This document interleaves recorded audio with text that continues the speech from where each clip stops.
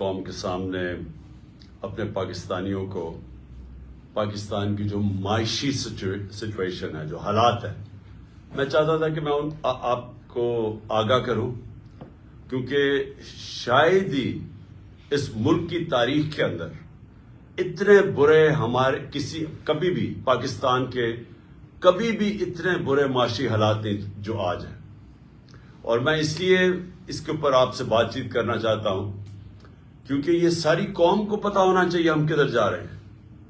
مجھے افسوس سے کہنا پڑتا ہے کہ وہ اخبار، وہ میڈیا ہاؤسز جن کو قوم کو آگاہ کرنا چاہیے تھا کہ ہم اب کتنے خطرے کے کس کنارے پہ اوپر کھڑے ہوئے ہیں، مجھے افسوس سے کہنا پڑتا ہے کہ وہ اس عوام کو اس چیز سے آگاہ نہیں کر رہے. تو میں ایز پاکستان کی سب سے بڑی پولیٹیکل پارٹی کا سربراہ، میں اپنی یہ ذمہ داری سمجھتا ہوں کہ میں اپنی ساری قوم کو بتاؤں کہ یہ حالات آج کدھر کھڑے ہیں اور خدا نہ خواستہ یہ کدھر اور جا سکتے ہیں، یعنی اس سے بہت زیادہ برے ہو سکتے ہیں. میں اپنی ساری اکنامک ٹیم کو بٹھایا ہوا ہے.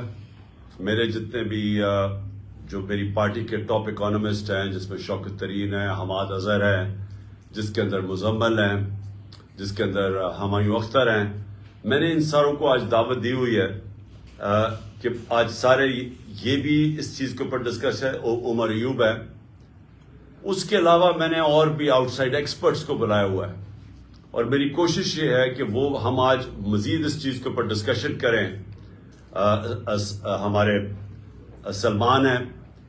ہماری کوشش یہ ہے کہ ہم ساروں کو آپ کو آگاہ کریں کہ اپنی ڈسکشن کے بعد ہم اس کے بعد بتائیں بھی کہ ہم یہاں پہنچے کیسے اور اس سے نکلنے کا حل کیا ہے اور کیا کرنا پڑے گا آگے پاکستان کو. اگر ہم نے اپنے ملک کو سنبھالنا ہے ادھر سے تو ہمیں وہ کیا سٹیپس لینے پڑیں گے. تو میں آج صرف اپنی قوم سے مخاطب نہیں، میں اپنے اداروں سے مخاطب ہوں، کیونکہ اگر یہ ملک خدا نہ خواستہ جس ٹریجیکٹری پہ جس تیزی سے نیچے جا رہا ہے، اس کے سارے قوم کے اوپر، سارے اداروں پہ اثرات ہوں گے. ہمارے جتنے بھی جو نیشنل سیکیورٹی کے ادارے ہیں، نیشنل سیکیورٹی کو تو اب ہم نے پالیسی بنائی تھی کہ نیشنل سیکیورٹی کی پالیسی کا ایک پہلو تو پاکستان کی ملٹری ہے، لیکن اس کا دوسرا پہلو پاکستان کی اکانومی ہے.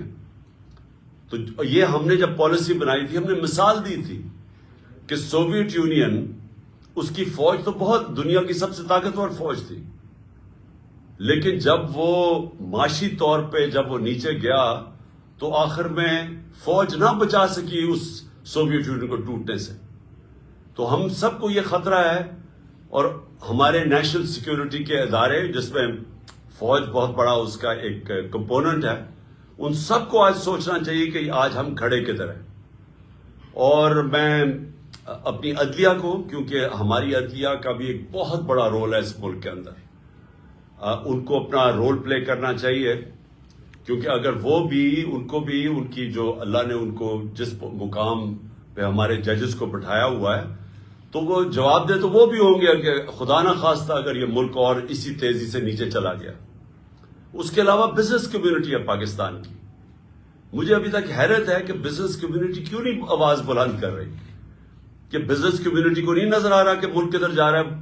سب سے زیادہ متاثر تو پاکستان کا انڈسٹریلسٹ ہے، پاکستان کا اسمال اور میڈیم انڈسٹری ہے جو بالکل ہی کرش ہوتی جا رہی ہے. آج پاکستان کا ایکسپورٹر ہے، ہماری ایکسپورٹس گر رہی ہیں.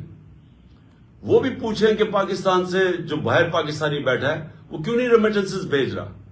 ہمارے دور میں پاکستان کی تاریخ کی ریکارڈ ریمیٹنسز ہوئی تھی. ہمارے دور میں پاکستان کی ایکسپورٹس ریکارڈ ہوئی تھی، ٹیکسٹائل ایکسپورٹس ریکارڈ ہوئی تھی، ہمارا جو ٹیکس کلیکشن تھا وہ ریکارڈ تھا. اور یہ سارا پاکستان کی اکنامک سروے کے اندر یہ سب چیزیں لکھی ہوئی ہیں. ہمارا کسان سب سے زیادہ خوشحال تھا.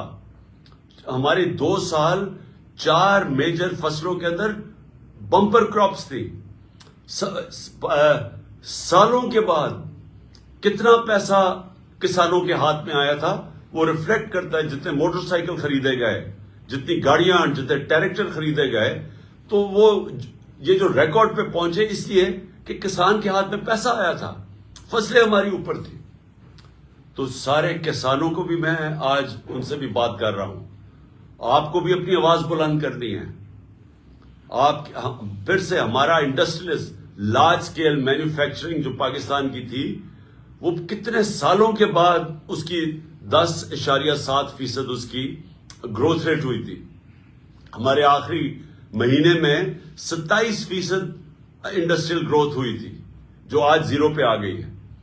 تو میں ان سب جتنے بھی ہمارے پاکستان کے ڈفرینٹ شعبے ہیں, میں آج آپ ساروں کو کہہ رہا ہوں کہ اگر آپ آج اپنی آواز بلند نہیں کریں گے, جتنی تیزی سے ملک نیچے جا رہا ہے, آپ سب ذمہ دار ہوں گے اس تباہی کا. میں نے جو اپنی ٹیم کو بلایا ہوا ہے, ہمارا مقصد اب کیا ہے کہ اگر اللہ نے ہمیں حکومت دی تو ہمیں کیا کرنا پڑے گا, ہم کیسے ملک کو اس دلدل سے نکالیں گے.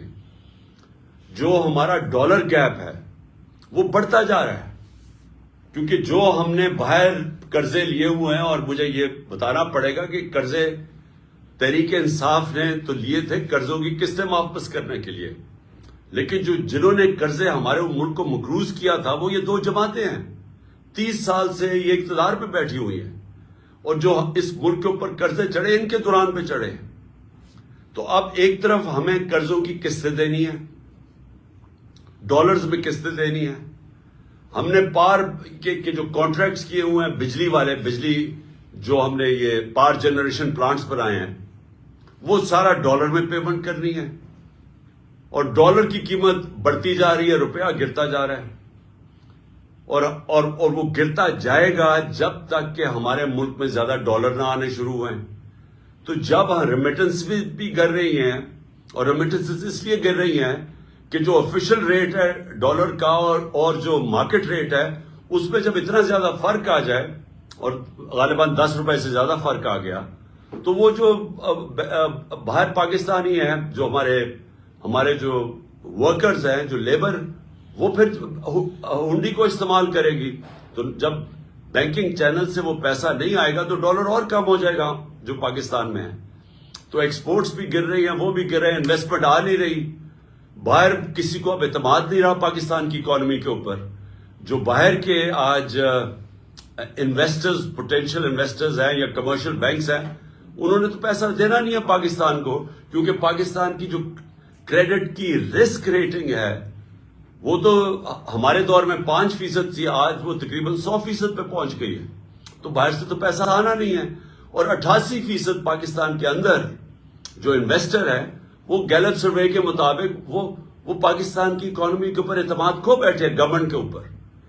تو جب کسی نے پیسہ آنا ہی نہیں ہے, اکنامک ایکٹیویٹی بھی نہیں ہونی, قرضے بھی چڑھتے جا رہے ہیں, تو اس سے زیادہ خوفناک سیناریو میں نے تو کبھی پاکستان کے اندر نہیں دیکھا جو آج سامنے آ رہا ہے.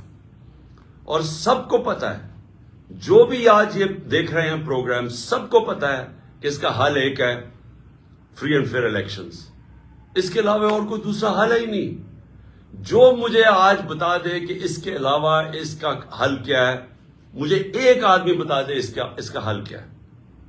وہ اس لیے حل نہیں ہے کہ جو معیشت ہے ملک کی وہ ڈپینڈ کرتی ہے ملک کے اندر پولیٹیکل سٹیبلٹی پہ.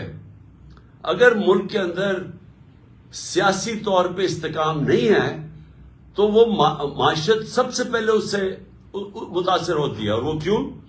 کیونکہ اگر آج میں نے انڈسٹری لگانی ہے تو میں تو دیکھوں گا اگلے 2-3 سال پاکستان کا, 5 سال پاکستان کا سچویشن کیا ہوگا.